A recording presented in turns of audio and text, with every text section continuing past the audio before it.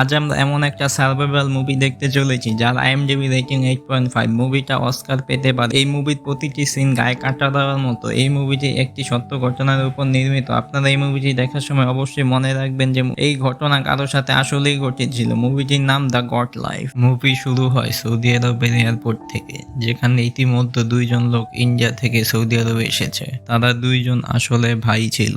বড় ভাইয়ের নাম নাজিব ও ছোট ভাইয়ের নাম হাকিম। তারা দুইজন এজেন্টের মাধ্যমে কোম্পানিতে চাকরি করার জন্য সৌদি আরবে এসেছে। এয়ারপোর্টে পৌঁছানোর পর তারা দুইজন তাদের এজেন্টকে খুঁজতে থাকে। তারা দেখতে পায় বাকি লোকদের এজেন্ট তাদের নিয়ে চলে যায়, কিন্তু তাদের এজেন্ট এখনো আসেনি। তারা কিছুক্ষণ অপেক্ষা করার পর তারা এয়ারপোর্টের স্টাফ থেকে সাহায্য নেয়। তারা স্টাফকে এজেন্টের নাম্বার দিয়ে তার সাথে কথা বলতে বলে, কিন্তু কেউ ফোন ওঠায় না। তাই স্টাফ বলে আজ শুক্রবার এখানে বন্ধের দিন, আর হতে পারে এটা অফিসের নাম্বার, তাই হয়তো কেউ ফোন রিসিভ করছে না। আপনারা অপেক্ষা করুন, আপনাদের এজেন্ট হয়তো ট্রাফিকে আছে, কিছুক্ষণের মধ্যে এসে যাবে। কিছুক্ষণ পর তারা একজন আরবিক লোককে দেখতে পায়, যাকে আরবিতে কাফিল জুনিয়র বলে, যার অর্থ মালিক। মুভিতে তাকে কাফিল বলে ডাকা হয়েছে। কাফিল তাদের কাছে এসে ডকুমেন্ট গুলো চেক করতে থাকে। এরপর সে তাদের দুজনকে তাদের সাথে আসার জন্য বলে। তখন নাজিব ও হাকিম বুঝতে পারে এটা তাদের এজেন্ট, তাই তারা দুইজন তার ইশারায় তার ট্রাকের পিছনে। তখন তাদের দুইজনের খেয়াল আসে বাকিদের এজেন্টরা তাদের এসি বাস করে নিয়ে যাচ্ছে, কিন্তু এই লোকটা আমাদের ভাঙা ট্রাকে করে কেন নিয়ে যাচ্ছে। তবুও তারা চুপচাপ বসে থাকে। এটা ভেবে যেমন গাড়ি হোক না কেন কাজে পৌঁছাতে হবে। মাঝ রাস্তায় নাজিব বলে, হাকিম আমরা মাকে তো ফোন করতে ভুলে গিয়েছি। আমরা এখানে এসেছি অনেকক্ষণ হয়েছে, তিনি আমাদের জন্য চিন্তা করছেন হয়তো। তাই হাকিম জানালাতে ঝুলে কাফিলকে বলে আমাদের ঘরে ফোন করতে হবে, কিন্তু কাফিল তাদের কথা বুঝতে পারে না। কাফিল তাদের বলে পিছনে বসো, না হলে পড়ে যাবে। রাস্তায় সে কাফিলের গাড়ির পাশে আরেকটা গাড়ির ড্রাইভারকে দেখতে পায়, যে তাকে জিজ্ঞাসা করে ওই দুজনকে কি মার্কেটে নিয়ে যাচ্ছ। কাফিল বলে না, এরা অসুস্থ, তাই হসপিটালে নিয়ে যাচ্ছি। হাকিম আর নাজিব গাড়িতে ঘুমিয়ে পড়ে। এরপর অনেক লম্বা সফর শেষ করার পর সেই কাফিল মরুভূমির মাঝখানে গাড়ি থামায়। চারপাশে নির্জনতা দেখে তারা দুইজন ভয় পেয়ে যায় এবং তারা তাদের ডকুমেন্ট দেখিয়ে বলে আমরা চাকরি করার জন্য শহরে এসেছিলাম, আপনি হয়তো ভুল করে আমাদের এখানে নিয়ে এসেছেন। সেই কাফিল জুনিয়র তাদের কথায় পাত্তা দেয় না। তখন সামনে থেকে আরেকটি আরবিক লোক সেখানে আসে। কাফিল জুনিয়র লোকটিকে বলে তুমি এই ছোট ছেলেটিকে রেখে দাও, আমি কাল সকালে আসব। এরপর সে নাজিবকে ট্রাকে উঠে বলে। ওইদিকে সেই লোকটি হাকিমকে জোর করে ভেতর নিয়ে যাচ্ছে। তখন তারা দুই ভাই চিৎকার করে বলতে থাকে আমাদের আলাদা করো না, আপনারা আমাদের ভুল বুঝছেন। কিন্তু কেউ তাদের কথা শুনছে না, বরং কাফিল জুনিয়র নাজিবকে মাথে ট্রাকে বসিয়ে দেয়। তারা দুই ভাই বুঝতে পারে না তাদের সাথে কি হচ্ছে। তখন কাফিল জুনিয়র আরো একটি লম্বা সফর শেষ করে আবারও গাড়ি থামায় মরুভূমির একটি জায়গায়। এখানেও একটা নতুন আরবিক লোক আসে। তখন কাফিল জুনিয়র বলে আমি তোমার জন্য একজন নিয়ে এসেছি, তুমি একে রেখে দাও। নাজিব তার ভাষায় এবং ইংরেজি ভাষায় লোকটিকে বোঝানোর চেষ্টা করে। লোকটি কিন্তু তার ভাষা তো বুঝতেই পারে না। এরপর কাফিল জুনিয়র নাজিবকে সেখানে রেখে চলে যায়। এরই মধ্যে সামনে হিন্দি বলতে পারে এমন একজন বৃদ্ধ লোককে দেখতে পায়। বৃদ্ধ লোকটি তাকে বলে তুমি কে, কিন্তু নাজিবের অনেক পানি পিপাসা লাগে। নাজিব বৃদ্ধ লোকটিকে পানির ব্যাপারে জিজ্ঞাসা করে। বৃদ্ধ লোকটি তাকে একটি পানির ট্যাঙ্কির দিকে ইশারা করে। নাজিব সেখানে গিয়ে পানি খেয়ে একটু স্বস্তি পায়। তখনই একটা উট তাকে সেখান থেকে উঠিয়ে দেয়। উট দেখে নাজিব ভয় পেয়ে যায়। এখন বাহিরে বেশি ঠান্ডা পড়ার কারণে নাজিব কাফিলের টেন্টের ভিতরে যায় এবং সেখানে শুয়ে যায় এবং তার অতীতের কথা ভাবতে থাকে। এখানে আমরা জানতে পারি আসলে নাজিব কেরালার মধ্যে নদী থেকে বালু তোলার কাজ করত। তখন তার একজন সাথী যার নাম সন্তোষ তার বোনের জামাই এ ব্যাপারে জানতে পারে কিনা সৌদি আরবে কাজ করার। এখানে সময় সৌদি আরবের ভিসা সহজে পাওয়া যাচ্ছিল। নাজিব সন্তোষকে জিজ্ঞাসা করে সেখানে যেতে কত টাকা খরচ হয়। সন্তোষ নাজিবকে বলে 30,000 টাকায় ভিসা ও পাসপোর্ট এসে যাবে। নাজিব বলে আমার কাছে এত টাকা নেই, এটার জন্য আমার ঘর বিক্রি করতে হবে। সন্তোষ বলে এটার জন্য ঘর বিক্রি করতে হবে না, তুমি সেটা করো যেটা সবাই করে, তুমি ঘর বন্ধক রেখে টাকা নিয়ে সৌদি আরবে চলে যাও, আর সেখানে কাজ করে 3 মাসের মধ্যে আবার ঘর ছাড়াতে পারবে। 2 থেকে 3 বছর কাজ কর, অনেক টাকা ইনকাম করে দেশে ফিরে এসে সেটেল হয়ে যাও। নাজিবের কাছে তার বন্ধুর কথা সঠিক মনে হয়। সন্তোষ বলে তার মামার এক এজেন্ট আছে, তার কাছে টাকা জমা দিতে হবে। এর কিছুদিন পর নাজিব তার ঘর বন্ধক রেখে টাকা জোগাড় করে আর তার বন্ধুর মামার কাছে টাকা জমা দিয়ে দেয়। তারপর আমরা নাজিবের ফ্যামিলিকে দেখতে পাই, যেখানে তার মা ও স্ত্রী ছিল। তার স্ত্রীর নাম শাইনু। সেও তার স্বামীকে সেখানে গিয়ে কাজ করার কথা শুনে খুশি হয়। নাজিবের মা তার জন্য বিশেষ একটি আচার বানায়, যা সে রাস্তায় এবং সেখানে গিয়ে খেতে পারবে। শাইনু আর নাজিবের একটি স্বপ্ন ছিল, সেটি তাদের ভাঙা ঘরটি মেরামত করে সুন্দর ঘর তৈরি করা। বর্তমানে হঠাৎই কাফিল নাজিবকে লাথি মেরে সেই জায়গা থেকে উঠিয়ে দেয়। বকা দিয়ে বলে, চাকর হয়ে তুই আমার জায়গায় ঘুমাচ্ছিস? তোর এত বড় সাহস, যা বাহিরে গিয়ে ঘুমা। এটা শুনে নাজিব বলে, বাহিরে কোথায় ঘুমাবো? বাইরে তো অনেক ঠান্ডা। কাফিল তার কথায় জবাব দেয় না আর নিজের টেন্টে ঘুমিয়ে পড়ে। এখন সেই রাতে নাজিব নিজেকে কোনো রকম সামলে নেয় আর ভালোভাবে বুঝতে পারে না। এর পরের দিন নাজিব দেখতে পায় বৃদ্ধ লোকটি একটা ছাগলের দুধ দোয়াচ্ছে। নাজিব বৃদ্ধ লোকটি তার নাম জিজ্ঞাসা করে। তখন বৃদ্ধ লোক বলে, আমার নাম মনে নেই, আমি এখানে অনেক বছর ধরে কাজ করছি। এরপর সে নাজিবকে দুধ দিয়ে কাফিলকে দিয়ে আসার জন্য বলে, কিন্তু নাজিব তার কথা বুঝতে পারে না আর সে নিজেই দুধকে পান করতে থাকে। তাকে দুধ পান করতে দেখে বৃদ্ধ লোকটি তার হাত থেকে দুধটি ছিনিয়ে নেয় আর বলে, এটা তোমার জন্য না, এটা কাফিলকে দেওয়ার জন্য বলছি। নাজিব তার কথা বুঝতে পারে। তারপর সে আবার দুধ নিয়ে সে কাফিলকে দেওয়ার জন্য আসে। কাফিল যখন দুধ পান করছিল তখন নাজিব তাকে বোঝানোর চেষ্টা করে যে সে এখানে ধোঁকা খেয়ে আটকে গেছে, কিন্তু কাফিল তার কথা শোনে না এবং আরবি ভাষায় তাকে সে বৃদ্ধের কাছ থেকে গিয়ে কাজ শেখার কথা বলতে থাকে। দুপুর বেলায় কাফিল জুনিয়র আবার ফিরে আসে। দুটি কাফিল একসঙ্গে কথা বলছিল। তখনই নাজিব আবার সেখানে এসে তার ডকুমেন্ট দেখিয়ে বলতে থাকে যে তারা নাজিবকে ভুল করে নিয়ে এসেছে আর তার ভাই কোথায়, তারা কি তাকে কোনো কাজ দিয়েছে। এটা শুনে জুনিয়র কাফিল তার পাসপোর্ট ও ডকুমেন্ট গুলো ছিঁড়ে ফেলে, যেগুলো দেখে নাজিব জোরে জোরে কান্না করতে থাকে।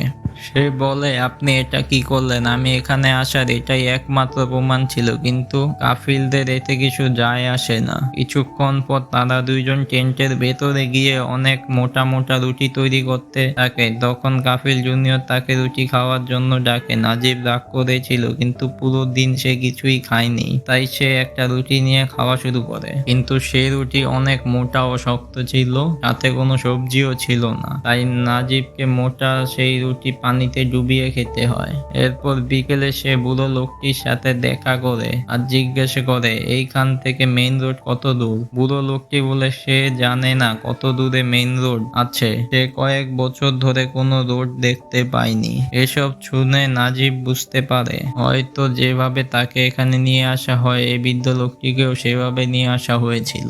এখানে রাতে ঠান্ডা পড়ার কারণে নাজিব কাফিলদের ভাঙা চূড়া গাড়ির ভেতরে ঘুমানোর চেষ্টা করে। আমরা তার ফ্ল্যাশব্যাক দেখতে পাই, যেখানে শাইনু আর নাজিব তাদের বাচ্চার নাম ভাবছিল। আর দেখতে দেখতে সেদিনটা চলে আসে, যে দিনে পুরো ফ্যামিলি নাজিবকে বিদেশে ছাড়তে ট্রেন স্টেশনে এসেছিল। এখানে আমরা জানতে পারি হাকিম আসলে নাজিবের খালাতো ভাই, যে কিনা তার সাথে সৌদি আরবে কাজ করতে এসেছে, কিন্তু দুই ভাইয়ের মধ্যে আপন ভাইয়ের মতোই ভালোবাসা ছিল। এরপর ট্রেন ছেড়ে দেয়। নাজিব তার স্ত্রীকে বিদায় জানিয়ে সৌদি আরবে চলে আসে। বর্তমানে দেখা যায় নাজিব সকালবেলা পানি দিয়ে ফ্রেশ হচ্ছিল, তখন জুনিয়র কাফিল তাকে লাথি মেরে ফেলে দেয় আর পানি নিয়ে চলে যায়, কারণ তারা সেখানে পানি টাকা দিয়ে কেনে আর সেখানে পানির অনেক দাম। তখন এই বৃদ্ধটি নাজিবকে বালু ব্যবহার করতে বলে আর এটা শুনে নাজিবের অনেক খারাপ লাগে। পানি ভরার জন্য একটি লোক তার গাড়ি নিয়ে আসে। তখন সেই সুযোগ পেয়ে নাজিব তাকে রিকোয়েস্ট যে সে তাকে তার গাড়ি করে মেইন রোড পর্যন্ত ছেড়ে দেয়। সে ভুল করে এখানে চলে এসেছে, তখন সে সেখানে কাফিল জুনিয়র চলে আসে আর সে নাজিবকে বলে, তুই এর সাথে কি কথা বলছিস? এটা বলে সে তাকে মারতে থাকে। আর যখন নাজিব তার হাত ধরে তখন কাফিল তার বন্দুক নিয়ে আসে আর যেটা দেখে নাজিবের হুঁশ উড়ে যায়। কাফিল বন্দুক দিয়ে নাজিবের মাথায় আঘাত করে, তখনই পানির ট্যাঙ্ক ভরে পড়তে থাকে। আর সেই পানিগুলো দেখে নাজিব ভাবতে থাকে কিভাবে সে পানির জন্য কষ্ট পাচ্ছে আর তার গ্রামে পানির কোনো অভাবই ছিল না। একদিন কাফিল নাজিবকে ছাগলের দুধ দোয়াতে বলে। নাজিব বলে, আমি দুধ দোয়াতে পারি না। বিদ্যুটি কোথায়? এগুলো তো সে করতো, কিন্তু সে বিদ্যুটি সেখানে ছিল না। তাই কাফিলের কথায় নাজিবকে বাধ্য হয়ে ছাগলের দুধ দোয়াতে হয়। নাজিব সামনে গিয়ে দুধ দোয়ানোর চেষ্টা করে, কিন্তু তার দ্বারা হয় না। তাই কাফিল নাজিবকে দুধ দোয়ানোর নিয়ম শেখায়। এরপর নাজিব সে কাজ শিখে যায়। এখনো সে বিদ্যুটি সেখানে আসেনি, যার জন্য নাজিবের কাছে লাগে বিদ্যুটি এখান থেকে পালিয়ে গেছে বা তাকে অন্য কোথাও পাঠানো হয়েছে, যার কারণে তাকে এখন থেকে ভেড়া ছাগলদের চড়াতে নিয়ে যেতে হবে। একদিন হঠাৎ করে দুইটি ভেড়া লড়াই করতে থাকে, যেটি দেখে নাজিব তাদের থামানোর চেষ্টা করে, কিন্তু সে ভেড়াগুলো তাকে আহত করে দেয়। তখন সেখানে কাফিল জুনিয়র চলে আসে আর সে নাজিবকে কিছু পানি পান করতে দেয়। নাজিব তাকে দেখে বলে তার দ্বারা এগুলো হবে না, তাকে হসপিটালের রাস্তা দেখিয়ে দিতে বলে, কারণ সে আহত হয়েছে। কিন্তু কাফিল জুনিয়র তাকে চুপচাপ কাজ করতে বলে। এভাবে সময় যেতে যেতে কয়েক মাস হয়ে যায়। নাজিব এখন প্রতিদিন ভোরে ভেড়া ছাগলদের চড়াতে হয়, কারণ সে বৃদ্ধ লোকটিকে পাওয়া যাচ্ছিল না। প্রথম দিন থেকে এখনো নাজিব গোসল করেনি, তাকে তো ভালোভাবে পানি দেওয়া হচ্ছিল না। একদিন গাড়ির আয়নায় সে তার নিজের চেহারা দেখে তখন নিজেকে চিনতে পারছিল না। তার চুল আর দাড়ির অবস্থা দেখে সে অবাক হয়ে যায়। এছাড়াও সে আগে থেকে অনেক দুর্বল হয়ে গিয়েছিল, রোদে থাকতে থাকতে কালো হয়ে গিয়েছে। এরপর নাজিব একটা গাছের টুকরো দিয়ে তার দাড়ি কাটার চেষ্টা করে, কিন্তু তার দ্বারা এটা হয় না। তখন সে হার মেনে তার মায়ের কথা মনে করে কান্না করতে থাকে আর নিজের জীবন শেষ করার কথা ভেবে একটা উঁচা জায়গায় চলে যায়। তখনই তার নজর পড়ে নিচে, যেখানে শকুন কোনো একটা জিনিস খাচ্ছিল। নাজিব নিচে গিয়ে বুঝতে পারে এখানে একটা লাশ পড়েছিল, কিন্তু লাশটাকে চেনা যাচ্ছিল না। কিন্তু ভালোভাবে দেখার পর নাজিব বুঝতে পারে এটা সেই বৃদ্ধটির লাশ। তাকে অনেক দিন ধরে পাওয়া যাচ্ছিল না। এখানে হয়তো সে নিজেকে শেষ করে দিয়েছে বা হয়তো কাফিররা তাকে গুলি করে দিয়েছে, কারণ সে এখন কোনো কাজের ছিল না। নাজিব সেখানে শকুনগুলোকে তাড়ানোর চেষ্টা করে, কিন্তু উল্টো শকুন তার উপরেই হামলা করে দেয়, যার পর সে দুঃখী মনে সেখান থেকে চলে আসে। এখন আর তার মনে নিজেকে শেষ করার চিন্তা চলে যায়। এরই মধ্যে সে এসে তার মায়ের বানানো আচারগুলো গ্রাম নিতে থাকে। তার ফলে তার গ্রামের কথা মনে পড়ে যায় আর সে এখন ডিসাইড করে যে যাই করে হোক আর স্ত্রী সন্তানের জন্য তাকে এখান থেকে পালাতে হবে। এরই জন্য এর পরের দিন নাজিব ভেড়াতে চড়ানোর অজুহাতে একটু দূরে চলে যায় এবং সেখান থেকে পালাতে থাকে, কিন্তু জুনিয়র কাফিল তাকে দেখে ফেলে এবং সে দ্রুত তার উট নিয়ে তার পিছু করে আর গুলি চালিয়ে তাকে থামানোর চেষ্টা করে। নাজিব আগে থেকে অনেক দুর্বল হয়ে থাকে, তাই সে এক সময় পড়ে যায়। এখন জুনিয়র কাফিল তাকে ধরে ফেলে আর যেন নাজিব পালাতে না পারে তার জন্য কাফিল নাজিবের পা ভেঙে দেয়। এরপর নাজিবকে ভেড়া ছাগলদের জায়গায় বেঁধে রাখে। রাতে যখন তার অনেক পিপাসা লাগে তখন না চাইতেও সে ভেড়া ছাগলদের পানি পান করতে হয়।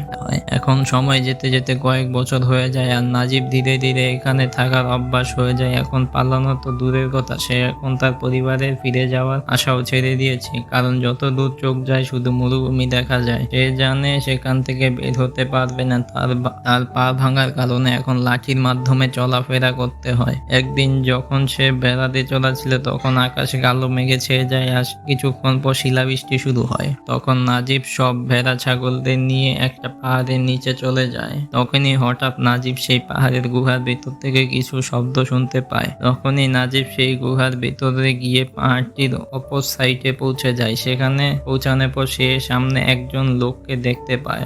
লোকটির কাছে যাওয়ার পর সে বুঝতে পারে সেই লোকটি আর কেউ না, তার ভাই হাকিম ছিল। তার অবস্থা অনেকটা নাজিবের মতোই ছিল, কারণ সেও কাফিলের কাছে বন্দী ছিল। তারা একে অপরকে জড়িয়ে ধরে কাঁদতে থাকে। কত বছর পর তারা একে অপরকে দেখতে পেল। হাকিম নাজিবকে বলে তারা এখন এখান থেকে পালাবে। নাজিব বলে সম্ভব না, সে আগেও এখান থেকে পালানোর অনেক চেষ্টা করেছে আর এখন তো কাফিল তার পাও ভেঙে দিয়েছে। হাকিম তার কথা শুনে ইমোশনাল হয়ে যায়। তখন দুধ দিয়ে হাকিমের কাফিল আসছিল, তাই হাকিম নাজিবকে বলে আমাকে যেতে হবে, আবার দেখা করব। কিছুদিন পর যখন নাজিব উট চড়াচ্ছিল তখন কিছু দূরে হাকিম তাকে ইশারা দিয়ে নাজিবের জন্য একটি কাগজ রেখে চলে যায়। নাজিব সেখানে যায় এবং সে কাগজটিতে কিছু লেখা ছিল। লেখাগুলো পড়তে শুরু করে। যেখানে লেখা ছিল, এখানে হাকিম লিখেছে হাকিমকে এখানে পাশের একটি কাফিলের কাছে পাঠানো হয়েছে। আর সেখানে তার সাথে ইব্রাহিম নামের এক আফ্রিকান লোকের সাথে দেখা হয়। সে এখানে আগের থেকে কাজ করছিল, সে এখানে সব রাস্তা চিনে গেছে। তাই হাকিম ইব্রাহিমের সাথে কথা বলে তাকে সব বুঝিয়েছে। ইব্রাহিম সহ তারা সবাই এখান থেকে পালাতে পারবে। এরপর দিন সুযোগ পেয়ে তারা তিনজন একটি জায়গাতে দেখা করে। এখানে আমরা দেখতে ভালো করে খাবার না খাওয়ার কারণে নাজিবের গলা থেকে আওয়াজ বের হচ্ছে না। সে অনেক ধীরে ধীরে কথা বলছিল। ইব্রাহিম বলে কিছুদিন পর বড় কাফিলের মেয়ের বিয়ে, তাই সব কাফিলরা সেখানে যাবে। তাই সেদিন তারা সুযোগ বুঝে এখান থেকে পালাবে। আর এভাবে ইব্রাহিম তার প্ল্যান সবাইকে বলে।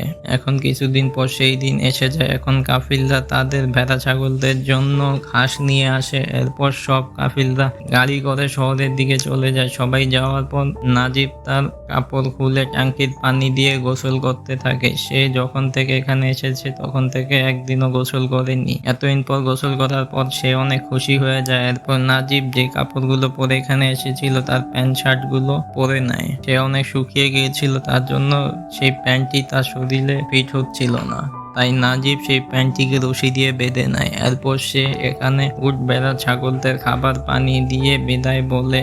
আর তাদের দেখে সে অনেক ইমোশনাল হয়ে যায়। এরপর তারা তিনজন সেখান থেকে বেরিয়ে পড়ে। রাত হলে তাদের সবার পানি পিপাসা লাগে। তখন সেখানে একটি কাফিলের টেন্ট দেখতে পায়। ইব্রাহিম সেখান থেকে লুকিয়ে পানি নেওয়ার চেষ্টা করে, কিন্তু সেখানে কাফিল তাদের দেখে ফেলে, তাদের উপর গুলি চালাতে থাকে। এখন তারা তিনজন প্রাণ হাতে নিয়ে দৌড়াচ্ছিল। তারা পালাতে থাকে। সকাল হলে যখন তাদের ঘুম ভাঙে তখন তারা দেখতে পায় চারদিকে শুধু মরুভূমির বালি ছাড়া আর কিছু দেখা যাচ্ছিল না। রাতে পালানোর চক্করে ইব্রাহিম এখন রাস্তা চিনতে পারছে না, কিন্তু তবুও তারা তাদের যাত্রা চালাতে থাকে। কিছু দূর যাওয়ার পর হাকিম দেখতে পায় দূরে একটা উট পানি খাচ্ছে। তাই সে সেদিকে দৌড়াতে থাকে, কিন্তু ইব্রাহিম হাকিমকে বোঝানোর চেষ্টা করে যে সেখানে কোনো পানি নেই, এটা শুধু তার চোখের ধোঁকা। কিন্তু হাকিম কোনো কথা শুনে না। দৌড়ে এসে সেই স্থানে পৌঁছানোর পর সে বুঝতে পারে আসলে সেখানে কোনো উট পানি খাচ্ছিল না, সেখানে একটি মৃত উট পড়ে ছিল, সেখানে কোনো পানি ছিল না। আর কিছু পথ চলার পর ইব্রাহিম একটি জায়গায় নামাজ আদায় করে। তখনই সেখানে মাটি থেকে অনেক সাপ বের হতে থাকে, যেটা পৃথিবীর সবচেয়ে বিষাক্ত সাপদের মধ্যে ইব্রাহিম হাকিম সেখান থেকে কোনো মতো সরে পড়ে, কিন্তু নাজিব সেখানে ফেসে যায়। তখনই ইব্রাহিম তাকে বলছিল তার জায়গায় দাঁড়িয়ে থাকতে, লড়াচড়া করতে না। নাজিব চেষ্টা করছিল, কিন্তু সে অনেক ভয় পেতে থাকে। ভাগ্যক্রমে সে বেঁচে যায় আর সব সাপগুলো সেখান থেকে চলে যায়। নাজিব এখন বুঝতে পারে কাল রাতে পালাবার সময় তার জুতোগুলো কোথাও পড়ে গিয়েছে, যার ফলে ইব্রাহিম তার জ্যাকেট ছিঁড়ে তার পায়ে বেঁধে দেয়। তারপর তারা আবার যাত্রা শুরু করে। তারা কয়েক ঘন্টা ধরে চলতে থাকে, কিন্তু কোনো দিকে একটা পানির ফোঁটাও দেখতে পায় না। মাঝ রাস্তায় হাকিমের শরীর বেশি খারাপ হতে থাকে, তাকে দ্রুত পানি পান করাতে হবে। তখন ইব্রাহিম তার ঘাম পান করায়। এরই মধ্যে হাকিম দেখতে পায় তার সামনে অনেক বড় বিল্ডিং আর খাবার পানি পড়েছিল। হাকিম পুরো শক্তি দিয়ে দৌড় দিয়ে সেখানে যে সে খাবার খেতে থাকে, কিন্তু আমরা দেখতে পাই হাকিম বালি খাচ্ছিল। ইব্রাহিম আর নাজিব তাকে আটকানোর চেষ্টা করছিল। তখনই হাকিম নাজিবকে গলা চিপে ধরে, এরপর দৌড়াতে শুরু করে। হঠাৎই বালি খাওয়ার ফলে তার রক্ত বমি হয়, হাকিম সেখানেই মারা যায়। এটা দেখে নাজিবের অবস্থাও খারাপ হয়ে যায়, সে কান্না করতে থাকে। সে এখন আশা হারিয়ে ফেলে। ইব্রাহিম তাকে সামলায়। তখনই সেখানে ধূলি ঝড় এসে পড়ে, যার তারা অনেক কষ্টে সেই ঝড় থেকে বেঁচে যায়। সেই ধূলি ঝড়ের কারণে হাকিমের বডি বালির নিচে চাপা পড়ে যায়। এখন নাজিব হাকিমকে খোঁজাচারি তার যাত্রা শুরু করে, কিন্তু এই উত্তপ্ত মরুভূমিতে তাদের শরীরে পানি শুকিয়ে যায়। তাদের অবস্থা এখন অনেক খারাপ হতে থাকে। ইব্রাহিমও এখন ধীরে ধীরে শক্তি হারিয়ে ফেলছে। এভাবে অনেকটা পথ চলার পর একটি সময় ইব্রাহিম একটি টিকটিকি দেখতে পায়, যেটা দেখে সে বুঝতে পারে হয়তো আশেপাশে কোথাও পানি আছে। আর একটু খোঁজাখুঁজির পর অবশেষে তারা একটি ছোট্ট পুকুর দেখতে পায়, যেটা দেখে নাজিব পানির দিকে দৌড়াতে থাকে। ইব্রাহিম তাকে আটকিয়ে ফেলে। ইব্রাহিম বলে এই পানি বিষাক্ত হতে পারে। ইব্রাহিম একটা কাপড় ভিজিয়ে তাদের পিপাসা মিটাতে থাকে। এই জায়গায় ইব্রাহিম একটা একটা কাচের বোতল পায় যেটা দিয়ে ইব্রাহিম বাঁশি বাজাতে শুরু করে। কিছুক্ষণ পর অনেকগুলো পাখি ঝাঁক উড়ে যায়, যেটা দেখে ইব্রাহিম বুঝতে পারে এখন তাদের কোন দিকে যেতে হবে এবং ইব্রাহিম এটাও বুঝতে পারে পানি কিছুটা খাওয়ার পর তাদের শরীরে কোনো প্রতিক্রিয়া হয়নি। সকালে তারা আবারও যাত্রা শুরু করে। নাজিবের শরীরে এখন কোনো শক্তি নেই, তাই তারা সন্ধ্যার সময় একটি জায়গায় ঘুমিয়ে পড়ে। সকাল হলেই নাজিব দেখতে পায় তার পাশে ইব্রাহিম নেই। এদিক ওদিক খোঁজাখুঁজি করার পর সে কোথাও দেখতে পায়নি। ইব্রাহিম এখান থেকে চলে গিয়েছে আর যাওয়ার সময় তার জন্য এক বোতল পানি রেখে গিয়েছে, যেটা সে ওই পুকুর থেকে নিয়েছে, আর একটি বোতলের উপর শুকনো খেজুর ছিল। ইব্রাহিম পুকুরের পাশে কিছু খেজুর গাছ থেকে নিয়েছে।